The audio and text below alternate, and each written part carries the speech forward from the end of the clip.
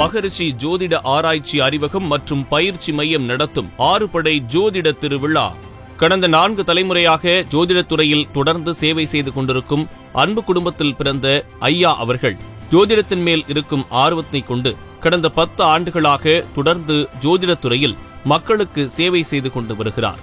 பல யூடியூப் சேனலில் மிக சிறப்பான ஜோதிட தகவல்கள் கொடுத்து மக்களை வியப்பில் ஆழ்த்தியுள்ளார். அரசியல் மற்றும் ஆன்மீக அன்பர்களுக்கு தொடர் ஆலோசனைகளை வழங்கி வருகிறார்.